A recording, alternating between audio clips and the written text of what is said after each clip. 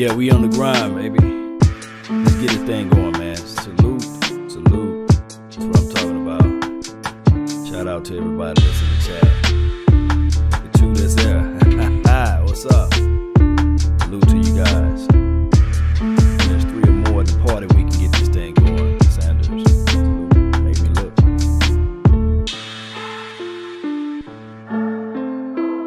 We lit though. We live. We ready.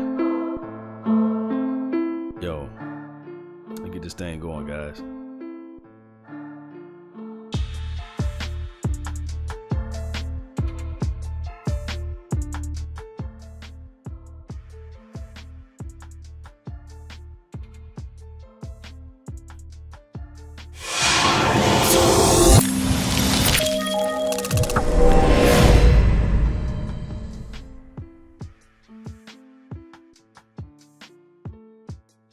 All right, thank you everybody for tuning in to the Law Nations Talk. For those who just joining in, this is the Law Nation Show.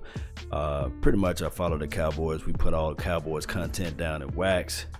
And if you like the content, just hit the subscribe button. Just rub the button for me.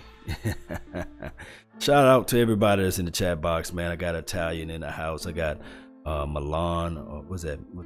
Johnson, Ruben. I got Dion Sanders in the house, the playmaker.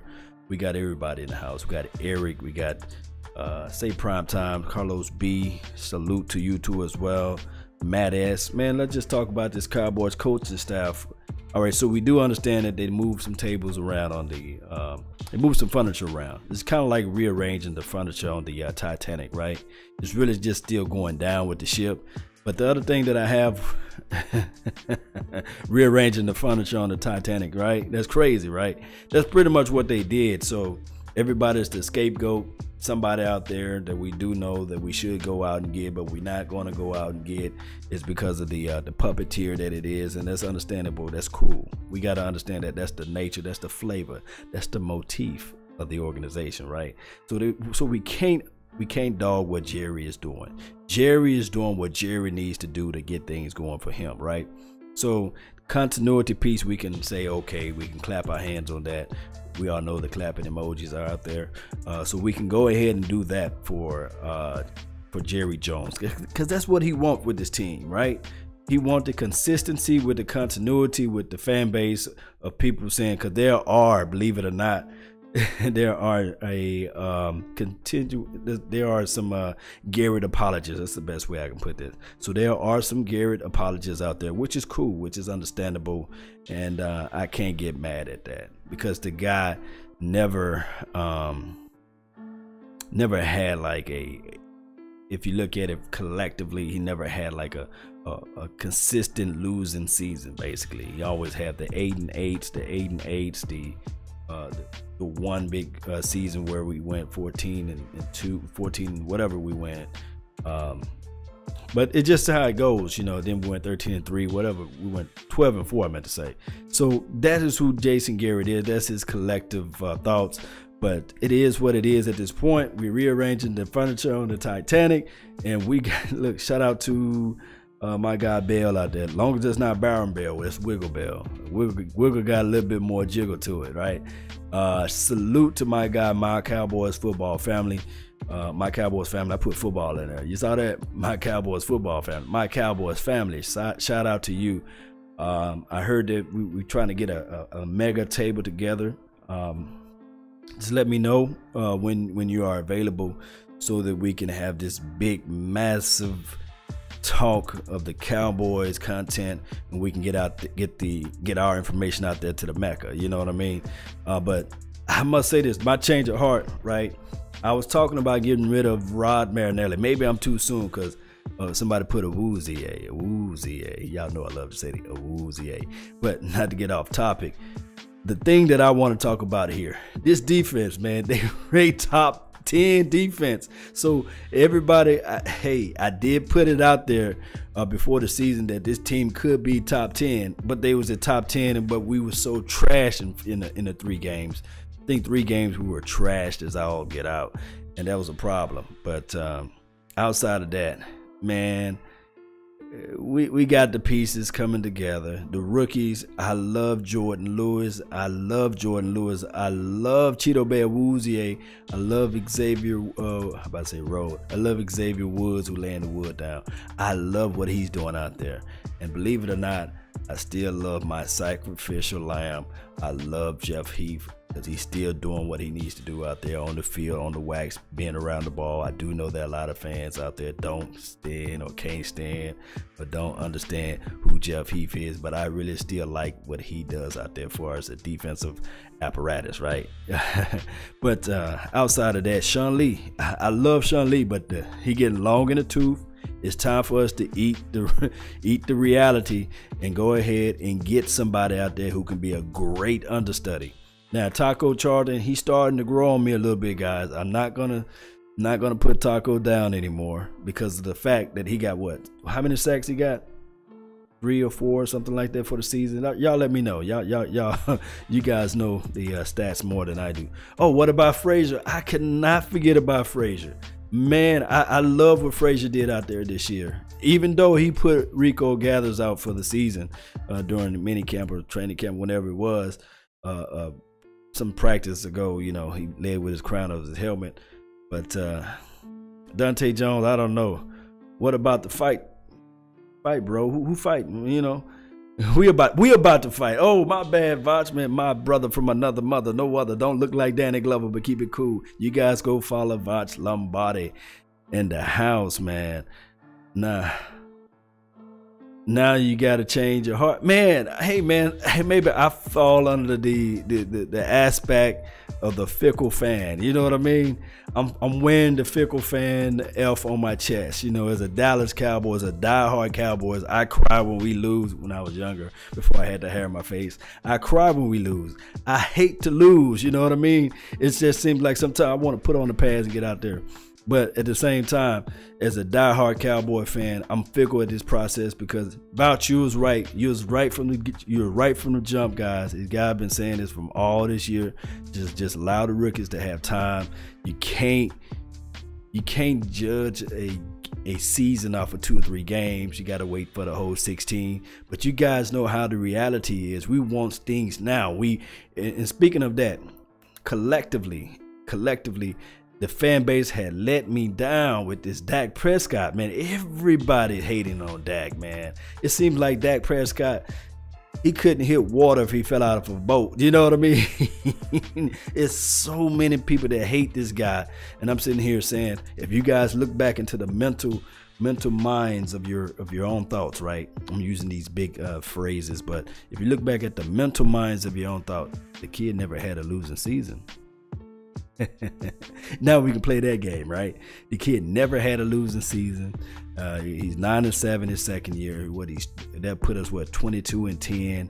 So the kid is gonna grow. Now is he a Brad Johnson? No. Is he a let me see if another trash quarterback that played and started in the NFL. I know some people right now are saying that he's a Brad Johnson brother, but is he a Trent Dilfer? No, he's not a Trent Dilfer, man. He's above those guys. So if those guys can get Super Bowls, and if you put the pieces around Dak Prescott, maybe you can have a chance. But the reality of it, right? Think about this. Voch Lombardi did say that we are probably a safety away. So they're like a Derwin James or a Reed kid that's from Stanford, or the other kid, Ronnie Harrison.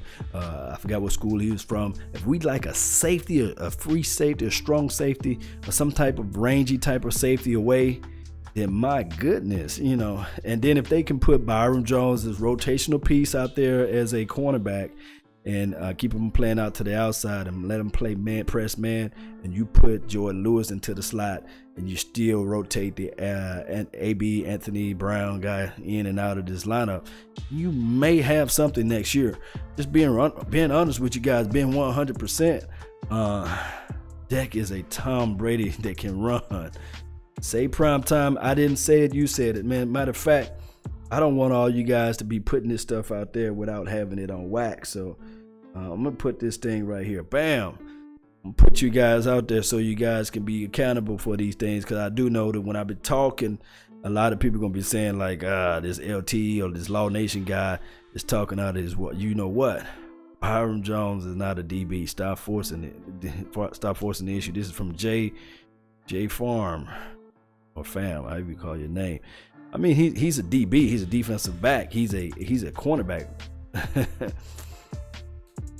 Yeah, buddy. I got the little hoodie on, bro. Who else? We got D Will in the house. Shout out Lovey Smith. What all this Lovey Smith news out here? If I'm missing anything, if I'm missing anything that Lovey Smith signed with the Cowboys or something, come on. Dak is bigger, stronger, Russell Wilson. But the thing is with Dak, this is shout out to my boy True Blue Star for life. My thing is with Dak, you know, every time there's a reclamation project during the offseason, football players tend to say, okay, what do I need to work on? And my thing is the situation that I think with Dak need to do is he need to be more elusive in the pocket. There are so many plays that he gave up. And to be honest, to be frank with you guys, the reason why he was just skittish a little bit was because their left side was just garbage this year. Now I'm gonna say this, even when Tyron Smith at times was out there because he was playing through an injury, that he didn't really trust his left side. Believe it or not, if you look back at the tape, the solid offensive lineman guy for the entire year was my guy Travis Frederick. He played solid. I think he only gave up probably 1 sack the entire year. He's one of those guys that I'm sitting here like saying, oh my goodness, he did a good job. My guy number 71, Lyle Collins, who played the right tackle position. I think this was his very first time playing 16 weeks in that position. I mean, he did solid. He did a better job than he did a feasible job. He did I'm not gonna say a better or greater job than Doug Free, but I can say he was free of penalties. He didn't just cause a team to. When you don't speak of a right tackle that much, that means he's doing his job. When you don't hear his name that much, that means he is actually doing his job. So that's just the thing that I love what number 71 was doing, and I love what Frederick was doing. Martin had a few hiccups this year, but hey, we gonna bounce back next year, and you just never know. Martin may have had those few little small hiccups because of the fact that he was probably helping out number 71. Who knows? I have to look back and study and dissect the tape a little bit more into that. Right. Who else was out there? Carlos B. Yeah, Travis Fred is a beast, man, with a capital B. You got to spell that with a capital B. I don't think Sutton is a Dak friendly receiver. Yes, speaking of, this is from my guy Patel. Hey, you guys should check out his videos, man. He's got some good draft and prospects in his videos, so check out his video. If you had not checked out his video, look at his name. I'm gonna highlight his name, and you guys go and support this guy channel. But the thing is, we talked about Romo friendly, right? We talked about Romo friendly as it relates to the team. It took about 3 or 4 years to get Romo friendly, and one can argue, man, the team that was in 2016 was designed and built for Tony Romo. You had the dynamic running back, a better, stronger, faster DeMarco Murray, which was Ezekiel Elliott, right? You had the quote-unquote the piece with the receiving core that we had when we started developing a little bit more, because we really didn't see a full season with Bryce Butler and Tony Romo, right? And the problem was with all this stuff coming to places, because this is the first year T. Will didn't catch a touchdown, right? This is the first year T. Will just didn't really show up in anything. Because of the likelihood, we know Tony Romo wasn't out there on the field. This team was not designed for Dak Prescott. So henceforward, going forward, now we can figure out a way to get a Dak friendly type of offensive players out there. Somebody, hell, a route technician, or somebody who can run crisp and sharp routes, somebody can get in and out of their breaks, somebody who can just pick up reverse sweeps. outside of just the Ryan Switzers and maybe a taller Ryan Switzer, because Ryan Switzer was doing his job at the we know it was against third and fourth and some second string people. But we need, and I mean we absolutely need, a way where we can get this offense to be Dak friendly. I know that I'm gonna have the Tony Romo apologists, I'm gonna have the Dak haters out here that's gonna say, man, F Dak Prescott, he suck, he can't hit water if he fell out of a boat and stuff like that. But give the kid time. This is his third year. I do know that we normally say in the third year, that's when you can really start evaluating a quarterback or a player. But give this kid some more time. I'm begging Cowboys Nations, Cowboys friends to give this guy some time. Hey Reggie, man. Hey Reggie Noble, I understand wholeheartedly, man, what you're saying. Tony Romo made out of fine china, man. The thing is, I love Romo. His nutrition was his only pitfall to me. I don't think that he was ever a workout warrior. I said that when he was playing, and I root for the kid. I did everything possible to defend him, even getting to fisticuffs and fights for this guy. And if anybody know, Cowboys Nations, everybody who know when Romo fumbled the ball against Seattle, what have you, that first time when he botched that thing, it was a horrible, I'm talking about a despicable type of way to defend Tony Romo. And then to add the extra salt to the wound, T.O. was like, that's my quarterback. You know, when T.O. started doing that stuff, man, it was just like, man, dang. And then I think the following year or something like that, Tony Romo had a lot of turnovers, and not the 2007, 2008, and that's when they coined the phrase Tony turnovers and stuff like that. So it was rough, man. And I do know some younger cats who just didn't really understand football at the time, or just at this smaller, younger age, going through the phases with Tony Romo and didn't really understand what we was coming from. People who actually saw Troy Aikmans of the world, and who actually saw the Danny Whites of the world, and who actually saw the Craig Mortons and Roger Starbacks and all those other guys who came before, that little small spectrum of fans who came before. There were times in the 90s when people were saying Troy Aikman couldn't win the big one. People were saying put in the Wash kid. People were saying out there put in the actual Steve Berline, and we had him or what have you. People were saying, hey, hell, at some point they were saying put the black quarterback in, Rodney Pete, when he was just semi in on our side of the field. So it was just so many things that was going on.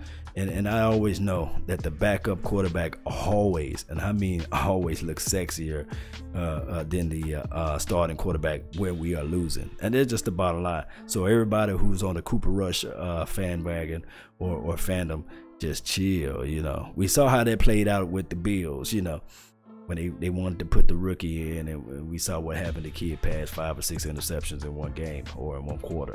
That's just how it goes, man. But it's just one of those things. But what I'm gonna do this offseason, a little plan for the offseason. My thing is, I'm gonna try to find some old videos, some old clips. I'm gonna put it out there. I figure out the smaller way that I can put the video out there. So hopefully I don't get any flags or anything. I don't want to quit YouTube or anything like that. But you guys feel free to go out and follow my Twitter, follow my Facebook page. I got more stuff pumping out there. And also my guy Voch Lombardi, follow his Twitter handle too as well. And also follow his Twitch as well. We got to get this thing pumping. We got to put more videos and content out there each and every day. That's how we roll, baby. All right, so who else we got? We got Romo is another Sam Bradford. Come on, man, leave Romo alone, man. That's my quarterback now, man. Leave my quarterback alone. That's my analyst, man. Leave my analyst alone. You check out my boy Kiki Conti, and that's from Italian Cowboy. Y'all check out Kiki Conti. Was that Kuti? Kiki Kuti? Hey, man, that's a funny name, man. I can't see him wearing no star, man. It's just going to be just funny. Kiki, thank you for tuning in to the Law Nation Film Session as we take a deeper look at Kiki Conti, or Kaka Conti. That would be funny. Cootie. That would be too funny, man. Oh man, I would eat a gallon of ice cream and chug 2 beers and maybe do 30 push-ups and maybe 12 sit-ups if we go get Josh Gordon, man. That would be something like amazing.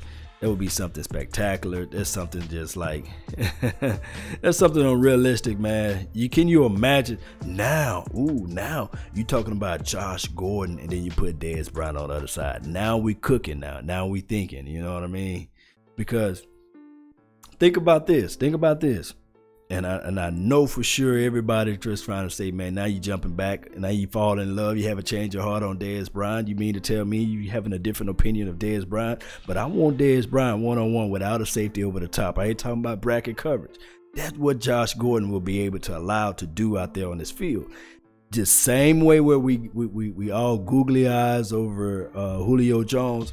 We forget that they got Gabriel, the Tyler Gabriel kid, that's who fast, grease lightning fast. And then they got on the other side, they got this guy called Sanu. He's just as big and just can run these little small in-cut routes and catches the ball with his hands.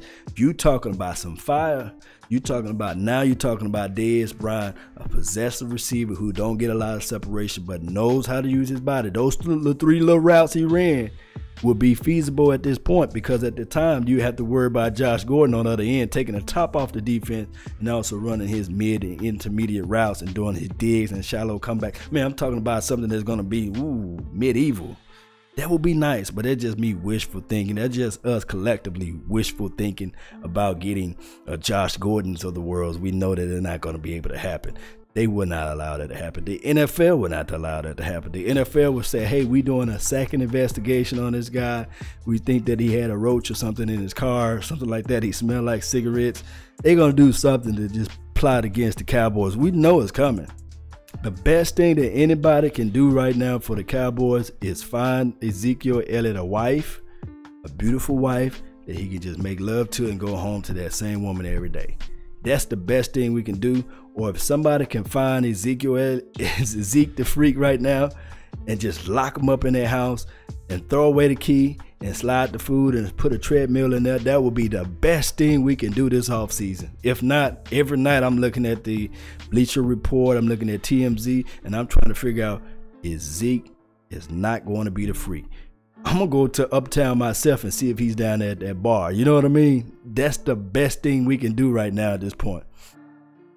Ooh, buddy. If think about this. We was 9-7 this year. 9-7. You name me another team that had the scrap metal of criticism, the full flavor of the investigation and this going on, the level of stupidity that we had on and off the field, even with my guy number 57. He reversed into somebody's situation, and then we had the situation with Ezekiel Elliott. Then we had the beginning of the situation. I'm calling it situation because I'm forgetting what it is. We had the situation with Dak Prescott. Dak Prescott with the card, whether he signed it or if he didn't sign it. You know, all these little small things add up, guys. It added up, man, and we still went 9-7. And you're talking about the injuries and stuff like that. And I know injuries is a part of football, but if we was to win like at least one more game or 2 more games, we would have a whole different light spectrum on this team. You know what I mean? And I know that's a lot of tongue in cheek, but that's just what it is. Madden, what is it saying? Madden ain't letting me pass to Dez with that. Get intercepted and swatted away. Oh man, it was that crazy Corvette, man. What you got 3 tires on your car, man? What's going on, man? Crazy Corvette, you crazy, brother. You crazy, man. He's so crazy, he spelled his name with a K, man. That guy right there, he said Madden would not allow him to pass to Dak to Dez. They would not allow. Let me slide it over so everybody can see. Yeah. Man, you crazy, man. You crazier than cat hair. We 5-1 in the division. Any other year, you 5-1 in the division, you going to the playoff. That's just how it is, man.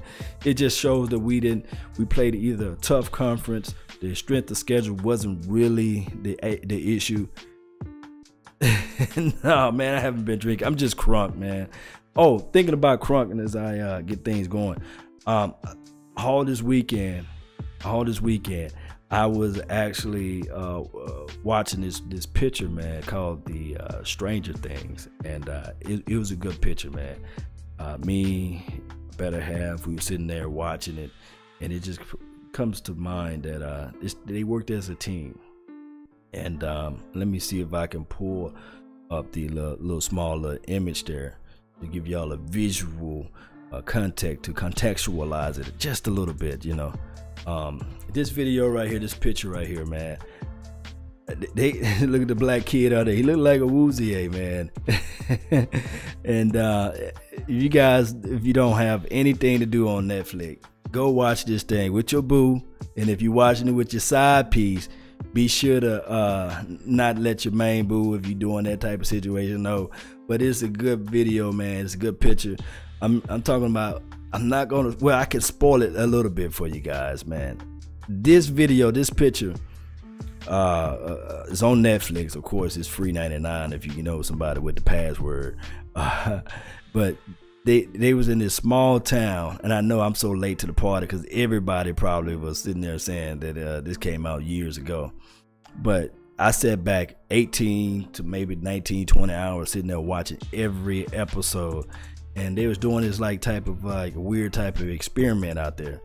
And it was one of those things where you sitting back like, man, is this a scary movie? What the hell is coming after these people, man?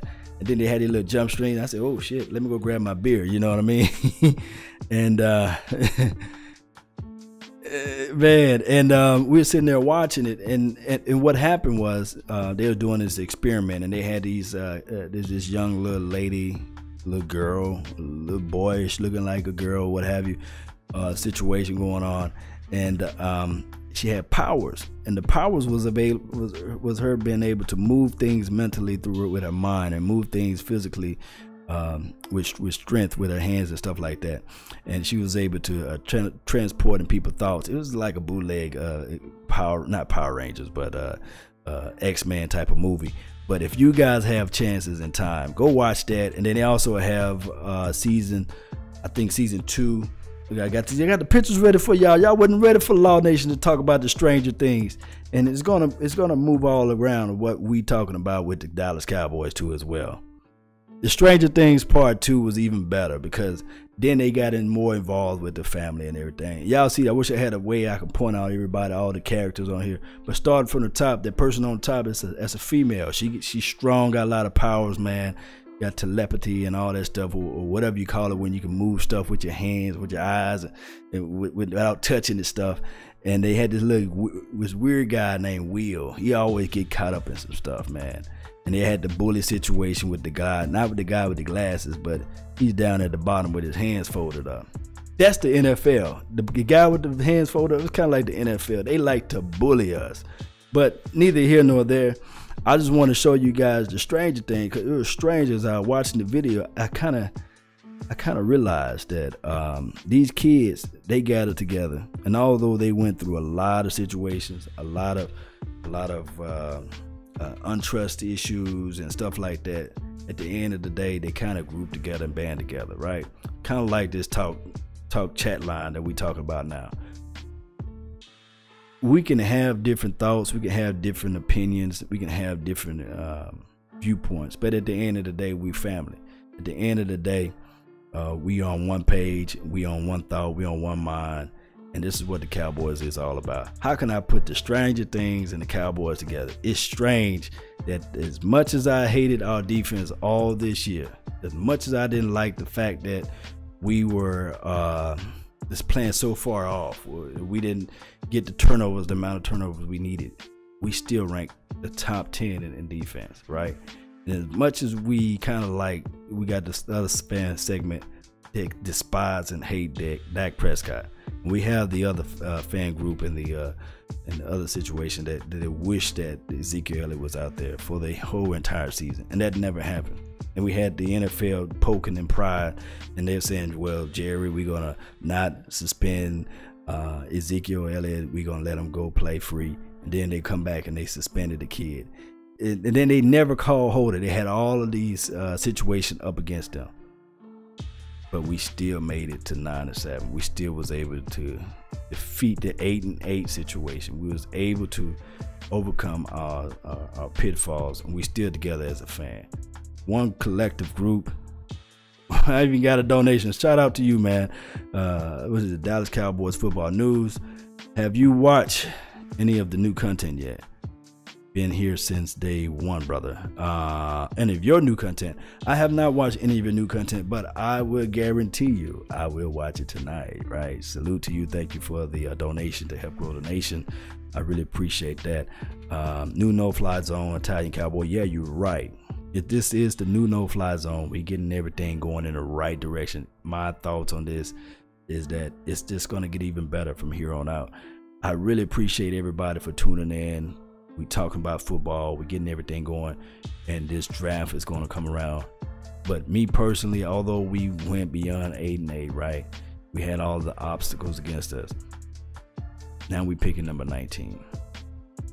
Do we go offense or do we go defense? You guys let me know. Do we go offense or do we go defense? And I see Christian Kirk out there. Who else we go? We got to see Calvin Ridley out there. A Deshaun Elliott and a Ronnie Harrison. I think can Deshaun slide to the second round? We go offense. That's what it's saying. I mean, okay, we all got going offense. We all got defense. So this is the thing. I'm glad that you guys putting it out there. We top 8 and we top 8 in defense. Do anybody know what rank we were last year? Not talking about this year, but last year in our offense. Do anybody know what our offense was last year? Let me know. What was our rankings in the offense last year? Y'all got to let me know, man, because I don't have time to go look it up. We were 17th in offense last year. Not defense, but offense. Because we got to be beyond. Okay. Offensive, we was ranked 12. We was ranked 15. That's kind of number 1 in the middle. So we was ranked in the middle. I'm going somewhere with this. Now, Vach know for sure. Top 5. So we was top 5. So this how close we are. I mean, this is the blueprint of the 90s Cowboys. And I'm not trying to go back to revisionist history and say this happened here and that happened there. Because this is a whole different football league. Second in run, 10th place in pass. So pretty much top 5 in offense. This year long, and I'm gonna slow it down. This year long, we was top 8 in defense. We do know for sure that without Ezekiel Elliott, some pieces that would just not mix together all together collectively. But we are 5th overall, 14th ranked in defense. So we jumped up a few slots from 14 to 8 in defense. So what I'm saying is, the freaky part about this is all together. If we top 5 in offense, and then we fool around and be top 5 or top 6, because we got to be better than top 8, right? Next year. That's all I'm gonna put it at. I'm not gonna say where we're gonna go. I'm not gonna say that. I'm gonna say, well, look out, we're gonna be number 1 in offense and number 3 or something like that in defense. But this damn crazy thing where they say trust the process, it's becoming real, man. It's just becoming real. It's one of those things where right now we know for sure that if we are already number 8 in defense, and like my guy Vach Lombardi said, we probably 1 or 2 guys away from being like, I'm talking about lights out defense, then let's just go ahead and fix this defense up, baby. Let's go ahead and fix this thing up on defensive side. Because I really think that if we do that, then we'll know for sure we can hang our hat on this defense is solid. This defense is going to be able to help us win games. Taco is going to come emerging. Cheeto Bay is going to be one of those guys, if he can stay healthy and stop tackling all wildly, right? He's going to be one of the guys that say, well, hell, I ain't going to pass that way. And then Cheeto Bay Awuzie, if they can figure out a way to stop calling pass interference on him, then they're going to say, well, I'm not going to pass that way. We're going to try to run it, you know. And that's when we're going to have that big style linebacker who can just plug the hole. Jalen Smith going to be 100%. I'm not just trying to tell you the guys the moon is made of cheese. That's not my job. That's Jerry's. But what I'm saying is that this team is so close. And then I forgot about what Voch Lombardi just said. Randy Gregory, he gonna stay off the weed. He may get some type of different type of substance in his body so he can play out there this year. Maybe they remove the weed situation from this from the testing stuff. You know, I believe we're gonna be better in 2018, and I think that with the redhead Jason, if I say Jared, with the redhead Jason Garrett, this is his year. On again, off again, on again, off again. It's like a yo-yo, you know what I mean? So hopefully, just like 2013, we was really hoping that 2013 was gonna be a year, right? Then it just crumbled from under our feet when we lost the Denver Broncos. I think that was a 50-something, 52 type of game. Then the 2014 rolled around, and it was a whole different topic. I remember the fan base collectively was saying we should draft Johnny Manziel, and they went against the odds, right? And then 2015, out of the blue, we were like, whoa, what happened, you know? Think about this. 2011 hit. I think we went 11-5. I think this happened. 2012, we went 11-5. One of those years we did okay. Might have been 2010. I forgot. But if we can figure out, I'm not trying to bounce this thing up and down with what Jason Garrett can and can't do. But every other year, Jason Garrett probably get this thing rolling, you know. And maybe it's just one of those weird things. And I'm not trying to be a conspiracy theorist, but maybe Jason Garrett can only play good. Maybe his chip in his brain can only work out when it's an even year. 2014 and 2015 was bad, and 2016 was good, and then 2017 was bad. 2018 is gonna be probably good. So we're gonna figure things out, man, one way or another. Hopefully, man, if we already top 8 now, and then we fool around and roll this thing around and get a little bit better on defense, maybe be top 6, probably top 5. And then you're talking about this offense. Maybe we can find a way to get things going with this offense, guys. So all together collectively, Jones, Jerry. Yeah, so all together, guys, that's all I have today. I know I just wanted to jump on and talk to you guys about a few things in the later rounds for the running back. Yeah, we still need to draft a running back, maybe in the later rounds, like my guy said, Patel. Yeah, we still need to do that. Yeah, so I forgot that you look, man. Every time I try to leave, I see good comments, man. You guys are commenting real good today, man. If you look at it from this way, we got what, 4 compensatory picks. We got too many. We need to start willing and dealing. We need to figure out a way to get a star player in. And if Earl Thomas can figure out a way to come on up in here on his team, just to be a good, maybe Woods can be a good understudy from him. And somebody got fly Eagles fly, man. That's funny, man. Hey, I know why, you know why. It's funny, man. The Eagles fans are still out here, but it is still a situation whereas I really feel sorry for the Eagles, man. Because you guys have one hell of a team. You guys had this was supposedly quote unquote be your guys' year, but we all know that it's been good, but you guys going down. But hey guys, go follow his Twitter handle, Cowboys X Factor for Life. You guys know who he is. But you go follow his channel. He got a lot of stuff, man, a lot of content pushing out every day. And don't forget to follow Voch Lombardi's channel too as well. My guy Joe Rod too as well. He was in here earlier. I think I saw his name out there. You guys follow his page, man. That's been my time. I really thank you guys for yours. And remember, you're listening to nothing but the best. Salute. I'm out. Peace.